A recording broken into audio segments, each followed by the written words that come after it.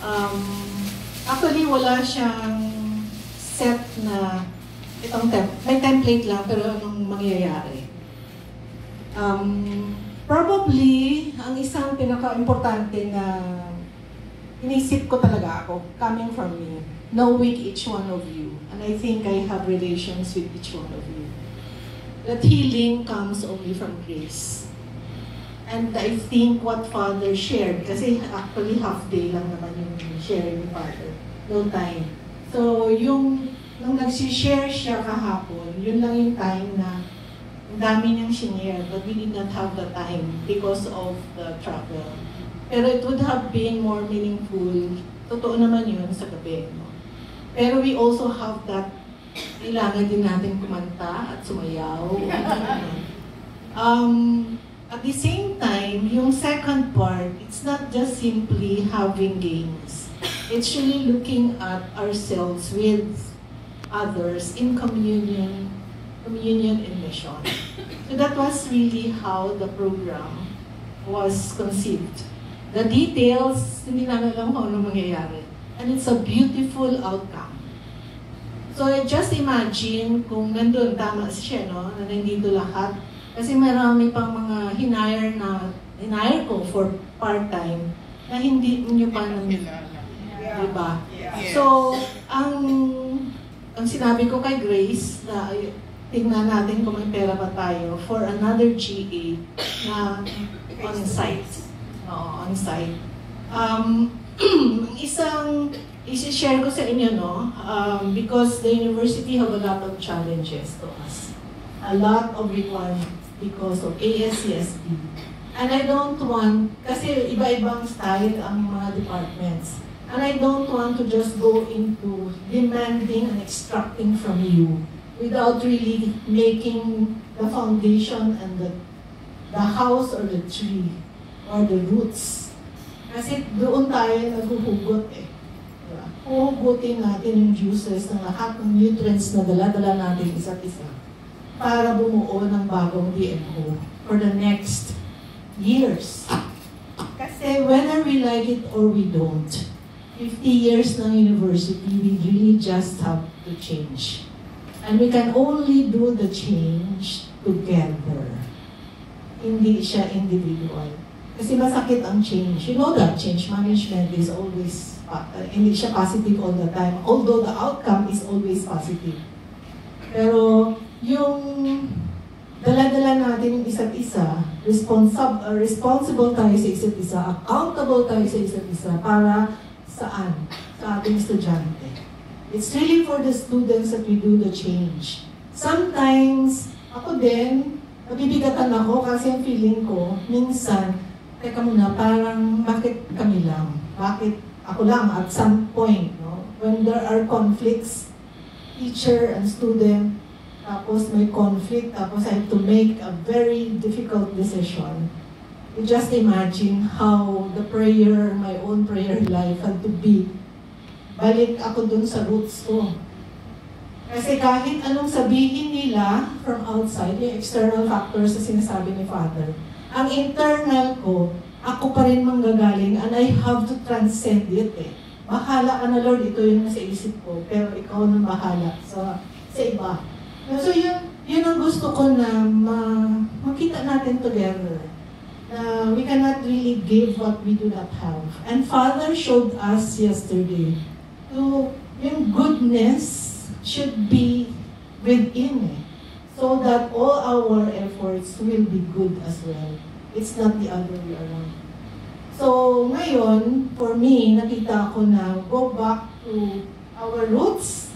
And I think we have been talking about this in our meetings, but this is actualized these 2 days. We went back to ourselves, we go back to our relationships, and we want to be hopeful that we embrace, the change with each other. Kasi there will still be people coming in. There will also be people going out. But how big, how wide our embrace can be. Is it only for one person or is it for the whole DMO? That's the point. Lahat talaga tayo. So, The next from here, the plan is, after this, we will have an ACM committee workshop. We will have a mass MPA workshop, separate. And then we will have the DPA workshop. And then we can have the GA to present whatever will be our direction for the next years. Hindi kasi pwedeng i-extract mo sa tao na walang commitment and walang ownership. So we know that very well, we teach that to our students, but we have to see and experience it ourselves, because effective teaching is really modeling and inspirational, right? Kung hindi tayo nag-inspire kasi, like this one, this for me, I'm so inspired by what you have did today. So, ang galing, ilan lang tayo dito. Kung imagine nyo kung 40 tayo lahat, ilan kaya ang mangyayari na gano'n? So, we are really a force to reckon with in the university. And I really want, deep in my heart, that you will get your PhD. Totoo yan. Whether you are with me or no, yun talaga ang direction ng university. So I cannot stop and say, wait, no, cannot. Kasi that's always at the end of the line, it's really for the students. And competition everywhere is very stiff.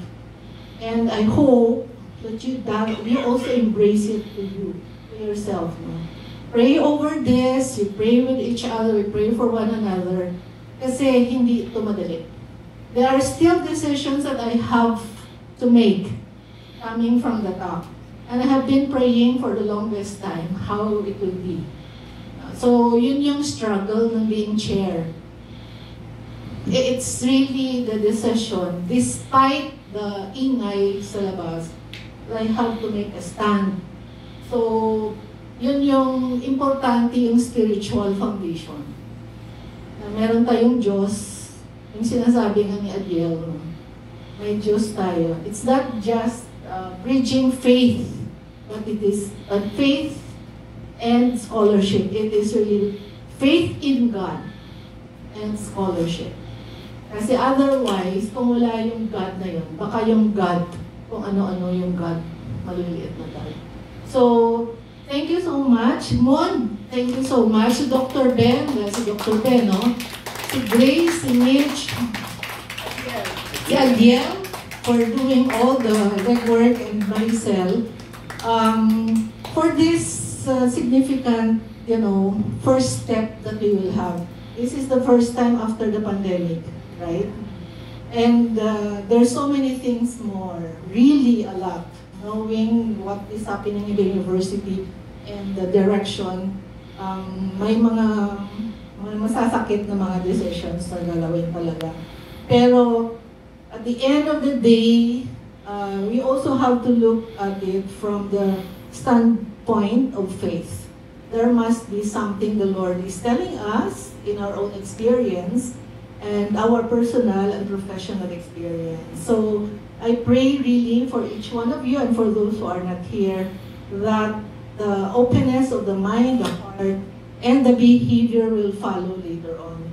So when we speak to our students, we have one direction, one that we are aligned. Ito yung talaga, kahit tayo lang ang sa buong university ang nagsasabing, meron tayong faith in God. Okay? So yun yung isa, no? Because I'm also trying to influence LSPO. Because there's a need to redefine Catholicism in the university through LSPO. Because there's so many things happening that parang wala nang sigad doon sa Catholic education perspective ng DLSU. So, you see what I'm saying? Hindi isang aspeto lang yan. Maraming mga lumalabas na mga policies na teka muna. Ito ba yun? Ito ba talaga yung original na charism? Okay, so yun yun. I hope we take care of each other, we take care of our students because they really need us. especially in this formation na kita nyo kahapon, no? Where the students are before 20 years old, di ba? So, yun ang context natin, 20 and above. Pero yung estudyante natin, kailangan ng hand-holding. Na totoo and authentic na relationship with each one of your students. As sinabi kanina na, kilala natin yung mga estudyante. Kasi that's the only time when we can influence their own decisions and their lives.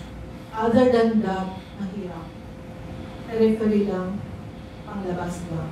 So, go back to our own spiritual foundation. Okay? Get anything, yes, understand the external, but let's look at the eternal, transcend. And we can transcend our decisions later on.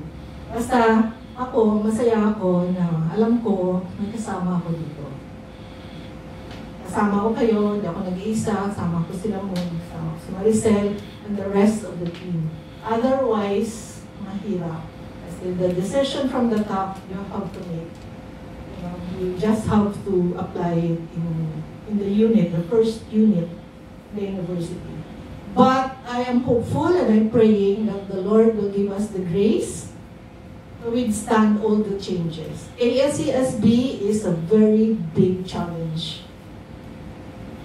And qualification is the first one. So, yun talaga ang isa na kada isa sa atin. Hindi lang siya qualification ng competence, but research and social engagement. Tatlo siya eh. Hindi lang isa. Equally important. So, wherever you can excel, if you want to collaborate in research, do. No? For our part-timers, please do the research with us. We will have to redefine it when we do the GA, but we will have to define also from the programmatic point of view, programs of ECM, MBA, DBA. And we really wish there are still people I'm inviting to join us for other programs that we can offer in the graduate school. So there will still be people coming. So, but let's embrace them as well. Mahirap, pero we know that crucial conversation and empathic feedback giving is a key.